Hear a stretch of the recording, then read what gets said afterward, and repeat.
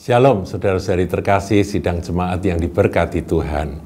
Saudaraku, saya akan bacakan ayat firman Tuhan dari Mazmur 130, ayat yang pertama, kedua, dan ketiga. Demikian bunyi firman Tuhan. Nyanyian Siarah. Dari jurang yang dalam aku berseru kepadamu, ya Tuhan. Tuhan, dengarkanlah suaraku. Biarlah telingamu menaruh perhatian kepada suara permohonanku. Betul-betul sebuah seruan doa yang tulus. Dan ada kesan desperate di sini, saudaraku ya, kesan di mana aku ini benar-benar butuh pertolonganmu. Makanya diawali dengan kata dari jurang yang dalam aku berseru kepadamu. Nah, kemudian di ayat yang ketiga kita temukan akan satu kebenaran yang luar biasa. Jika Engkau, ya Tuhan, mengingat-ingat kesalahan-kesalahan, Tuhan, siapakah yang dapat tahan? Jadi kalau Tuhan itu menghitung, mengingat akan semua pelanggaran, dosa, kesalahan kita, siapa yang dapat bertahan? Dia kudus, dia suci. Nggak bisa dia melihat akan setitik noda pun, setitik dosa pun di dalam diri umatnya. Karena dia kudus, orang yang menghadap dia harus kudus. Nah, di sini seruan dari penulis Mazmur ini, saudaraku, dari jurang yang dalam aku berseru kepadamu. Mungkin dia sedang jatuh dalam dosa, sedang terpuruk karena pelanggaran dosa dan dia hancur hidupnya. Tetapi dia ingat akan Tuhan. Ayat 2 katakan, dengarkanlah suaraku, biarlah telingamu menaruh perhatian kepada suara permohonanku ini. Dan di ayat 3 tadi, saudaraku, ada satu kunci yang luar biasa. Kunci itu kecil tapi bisa membuka hal-hal besar, saudara. Jika Engkau, ya Tuhan, mengingat-ingat kesalahan, Tuhan, siapakah yang dapat tahan? Berarti Tuhan itu Maha Pengampun. Kalau ada anaknya yang datang dan minta ampun kepada dia, firman Tuhan katakan kuasa darah Yesus itu menyucikan kita dari segala dosa. Jadi saudaraku, bicara tentang dosa, kita ini semua manusia, makhluk yang terlahir dalam dosa, dan hidup kita pun pasti dipenuhi dengan pelanggaran-pelanggaran. Nggak besar, nggak kecil pelanggaran itu, dosa-dosa itu pasti kita lakukan di dalam perjalanan hidup kita.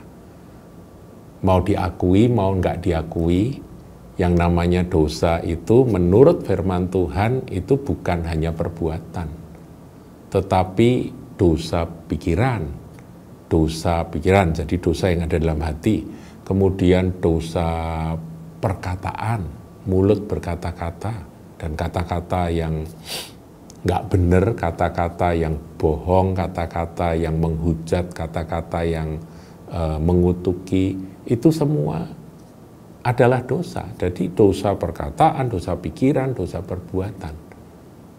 Nah, siapa yang nggak pernah berdosa? Begitu ya, saudaraku ya. Jadi mari kita kali ini merenung, sebaik apa sih aku ini Tuhan?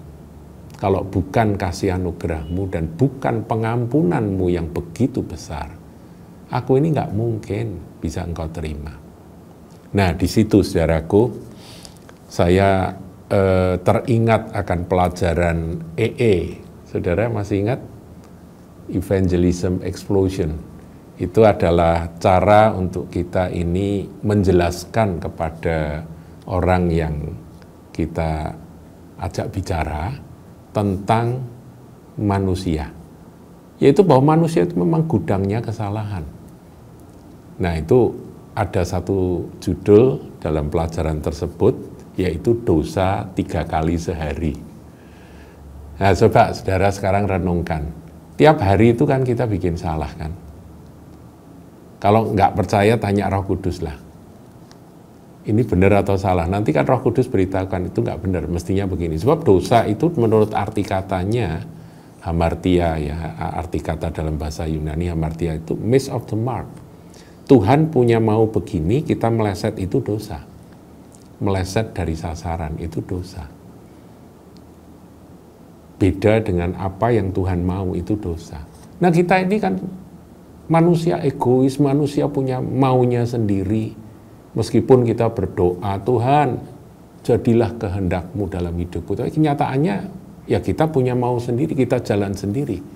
Dan itu seringkali juga melukai hati Tuhan, itu dosa, saudaraku ya. Jadi kita pahami aja lah, kita ini memang manusia penuh dengan kesalahan. Dalam pelajaran tadi ya, tadi ada dosa 3 kali sehari.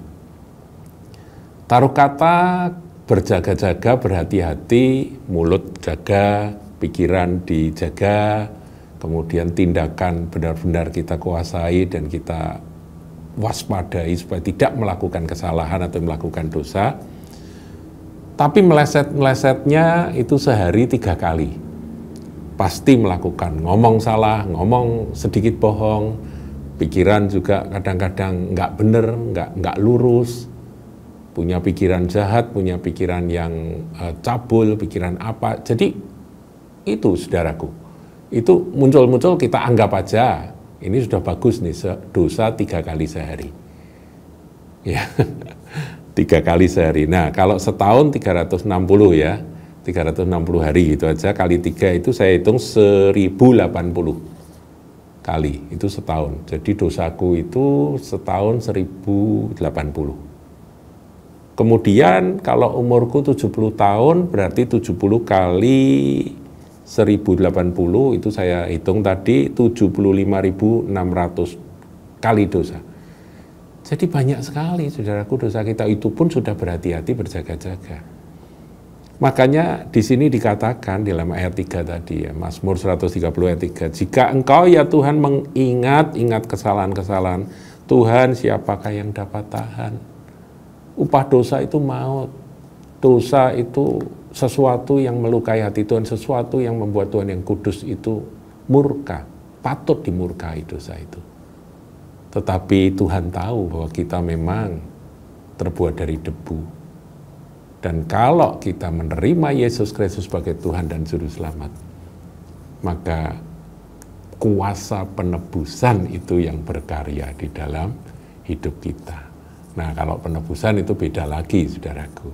Ya, jadi Bapa menghendaki manusia suci, kudus, tapi manusia nggak mungkin bisa berbuat suci, nggak mungkin bisa berbuat benar, pasti ada salah, ada Juru Selamat, yaitu Tuhan Yesus, yang membayar akan hutang dosa kita. Nah saudara, ada lagi satu judul di dalam pelajaran yang menarik untuk saya kemukakan. Saudara ingat lagi ya, pelajaran ini pelajaran lama. Yaitu ada orang yang berkata ketika mereka mendengar berita Injil, mereka berkata, ya aku memang banyak salah, tapi aku mau lawan itu dengan kebaikan atau amal gitu ya. Jadi dia berpikir bahwa Tuhan itu menimbang gitu ya, dosanya banyak, amalnya banyak, nanti bisa dikurangi dosanya, seperti plus dan minus begitu dalam matematika. Nah, ilustrasinya menarik di dalam Satu hari, saya malam-malam kedatangan tamu, keluarga dari luar kota, naik mobil, isinya satu keluarga banyak saudaraku, ada 10 orang. Nah, waktu saya tanya, capek ya? Capek. Sudah makan? Belum, padahal sudah jam 11 malam, saudara. Wah, sudah kalau gitu duduk dulu, minum-minum dulu. Nah, kemudian saya pergi ke dapur. Saya lihat masih ada nasi, puji Tuhan. Tapi lauknya apa? Buka kulkas, masih ada telur 10. Wah, aku mau buat nasi goreng telur, gitu ya. Nasi goreng yang dipakai scramble egg gitu ya. Nah, benar, saudara. Masak, serang, telurnya tiba waktunya dipecah, buka, pecah, buka. Sampai telur ke-9 masih oke, semua baik. Telur ke-10 buka, biuk, langsung kaget. Saya kaget karena apa? Telurnya sudah busuk, hijau, biuk, tapi sudah telanjur masuk dan telanjur diurap. Apa jadinya, saudaraku? Nasi goreng untuk 10 orang dengan 9 telur yang baik. Mubazir. Harus dibuang, saudaraku. Karena apa? Ya seperti pepatah katakan, nila setitik, rusak susu sebelanga. Seperti itulah, saudaraku, kebaikan kita dan dosa yang ada pada kita. Di mata Tuhan, kebaikan itu tidak bisa menghapus dosa. Saudara, kadang-kadang kalau di sidang pengadilan kan kita melihat adanya ini apa, terdakwa yang sopan, terdakwa yang baik, terdakwa yang menyesali akan segala kesalahannya begitu. Tapi kan itu hanya ya sedikit membantu, tapi hukumnya tetap jalan kan. Kalau pembunuhan berencana ya tetap hukum pembunuhan berencana begitu. Jadi hukum tetap jalan, saudara. Karena Tuhan itu adil. Nah, keadilan Tuhan hanya dapat dijawab, yaitu dengan harus ada yang bayar. Dan yang membayar hutang dosa kita adalah Sang Juru Selamat, Tuhan Yesus Kristus. Dikatakan, kalau engkau ya Tuhan mengingat-ingat kesalahan, Tuhan siapakah yang dapat tahan? Tuhan akan melupakan segala kesalahan kita, karena ada Sang Juru Selamat yang mati di kayu salib ganti kita. Dan karena itulah maka Bapa tidak melihat dosa lagi. Yang Dia lihat adalah putranya. Cukup, saudaraku.